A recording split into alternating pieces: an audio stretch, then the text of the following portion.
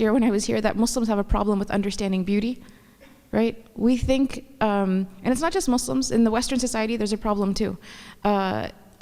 In this society, beauty and seduction are almost synonymous, right? Like a person who's very beautiful has to try to behave in a seductive way, male or female. And it's worse with women, but today men are doing the same thing. Like if you walk past, there's billboards of men in the same poses. Like what's, you know.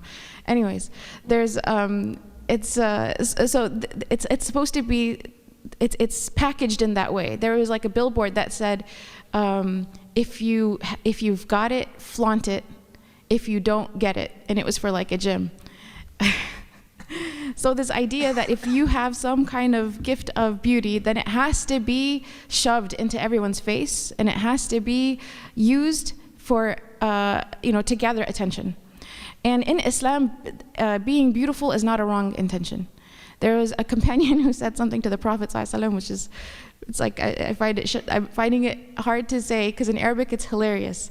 There's a companion who comes to the Prophet Muhammad ﷺ and he says, قَدْ قُسِمَ لِي مِنَ الْجَمَالِ مَا تَرَى. He said, oh, basically, beauty has been distributed upon me like what you see, meaning I am just so good looking. He tells the Prophet ﷺ this, and he says, is this arrogance that I know that I'm good looking, and I like for other people to know that I'm good looking?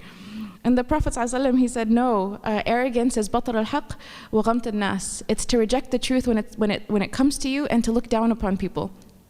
So, inna Allah jameel wa yuhibb al-jamal, that Allah is beautiful and He loves beauty. Beauty is a very important spiritual concept in Islam.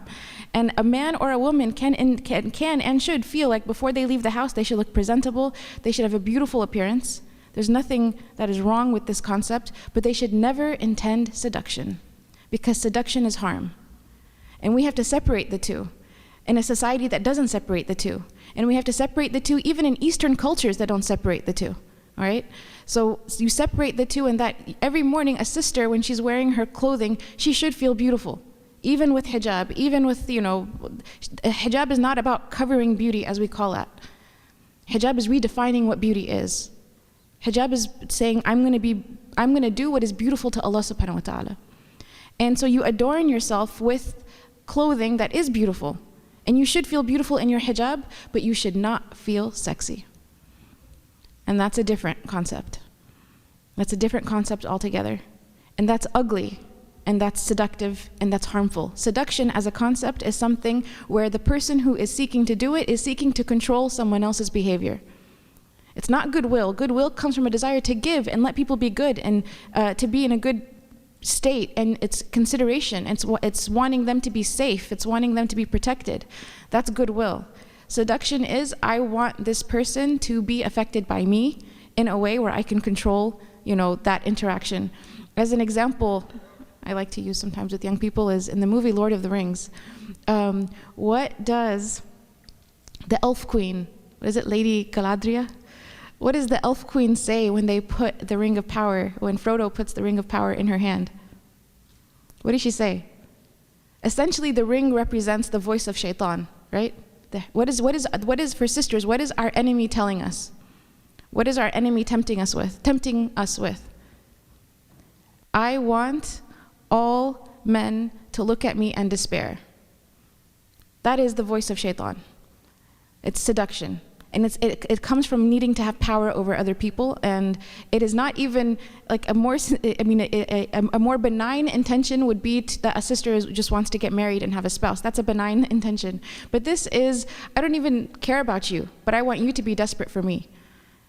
That is evil. That is quintessentially evil. And that's a society that's, again, the Western society really promotes the culture of seduction. And it promotes the seducers, that so-and-so can be this, they're so powerful because they can do this female actress or that male actor. And we are the opposite. We have a completely different paradigm. And the Prophet Muhammad ﷺ, he said that every religion has a distinct characteristic, and the distinct characteristic of Islam is haya. So again, haya coming from goodwill, from actually not wanting to harm creation, from wanting that creation to be at peace with its brother and its sister. And that doesn't mean that if a person, again, because everything has to be, this is like a very thick topic, if someone is not intending to be seductive and someone else is attracted to them, that's not your fault. And it happened repeatedly in the time of the Prophet Muhammad ﷺ, and he never blamed the woman that other people were attracted to. So, but at the same time, that woman should not intend to be that way. So literally, before you leave the house, to make the dua, oh Allah, do not make me be a source of harm for anyone in your creation, and do not let anyone in your creation be a source of harm for me. This is embodying, working on this on the internal level. Like when we go out, work on the intention, this will clear up 90% of everything else that follows. Number 2 is to make your interaction purposeful and professional. So when we're dealing with the opposite gender, that we should have a reason to interact. It's not a complete free-for-all. It's not like, hey, the MSA is getting together, we're just going to like everyone, I don't know, do nothing but just be together for no reason. I'm not saying MSAs should not get together, brothers and sisters should not work together, but there should be purposes, right? So we're organizing an event, this is a purpose to come together around. We are discussing a chapter for our halaqah that we're going to cover together. This is a positive purpose to come around. Even like interacting with one another, saying, how are you, how's your family? This is all okay. Islam is, if you look at the interactions of the companions, subhanAllah, you would find that they're much more fluid and organic, but you do have this quality of goodwill, that people know their boundaries when they're talking to each other, and because it's coming from a place of actual consideration, subhanAllah, that there's not a need to be so, scared or paranoid in the interaction. We're scared and we're paranoid, usually because we don't know, we're speaking to people of different backgrounds, and we're so afraid of being misperceived as too friendly, right? Or I don't want the sister to think I want to marry her, or I don't want the brother to think I want to marry him, but I just want to ask him, how was your exam? So just if you understand the Sharia, you can ask him, how was your exam? And if you do it with the right intention, subhanAllah, this is another thing I've noticed, even some of the most shy people, when you deal with them with a good intention and a good manner, they are welcoming of that interaction. And they don't feel that someone has invaded their personal space.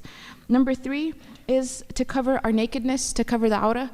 And I won't go through the conditions of that, but it's one of the conditions. Number 4 is that we lower our gaze from 2 things. You lower your gaze when what you're looking upon is attractive to you, even if the aura is covered. And you also lower your gaze from, the aura that's uncovered. Sorry, I haven't had my coffee this morning. This is the first talk I'm doing without coffee, and you guys are my victims. The 5th is to keep the interaction public. So to make sure that you're not secluded in some place. There's sometimes MSA people, a sister will be like, oh, I'll go pick up my books from your apartment. No, don't do that. Because that even if it's like somewhat public, it has like a question mark over it, because it's not so public. Like this conference is public, on campus at a restaurant or in the library is public. But sometimes, if you find yourself, and this is what a sister had mentioned to me, she was getting notes from her brother, and he was like, oh yeah, that's in the trunk of my car. She goes out to the parking lot. They're the only 2 people in the parking lot in her university because everyone else was gone. And it's technically an outside space. She didn't technically, break a rule, but it's one of those things that it's like we avoid the shubuhat, we avoid the doubtful things. And this leads to number 6, which is to protect your reputation. So this is where culture plays a role. So there are certain things in this society that are not considered shameful or taboo. But in the East, they're considered shameful and taboo. And those particular things are not necessarily haram. Okay, so I'll give you an example. In Afghanistan, the idea of young people going to a cinema was like the most taboo thing ever. Like it was so taboo, it was so bad. And in kindergarten, we had a field trip. They wanted to take us, all the 5-year-olds, to go and watch Pinocchio in the movie theater. And my mom was like, over my dead body, my 5-year-old will never step foot in a movie theater watching Pinocchio because of this, thing that was in Afghanistan. In Afghanistan, it was a completely different scenario. People would use the dark theater to do bad things, So it was a misperception, I guess, of the context. So that was not necessarily something that was going to ruin my reputation as a 5-year-old. But there are definitely things that it would, right? So when the Prophet Muhammad ﷺ was speaking to one of his wives and it was dark and a man is walking, one of the companions is walking by, he actually clarifies to the companion, this is my wife. And they're like, how could we ever think anything bad of you? And the Prophet ﷺ says, because the shaitan runs through every vein. Meaning that even the Prophet protected his reputation and protected the reputation of his wife. So sometimes if you hear your parents say, you have to protect your reputation, it's not all wrong, because the Prophet ﷺ did it. But there are extremes. Sometimes a person can take that to an extreme where they distort what Islam is.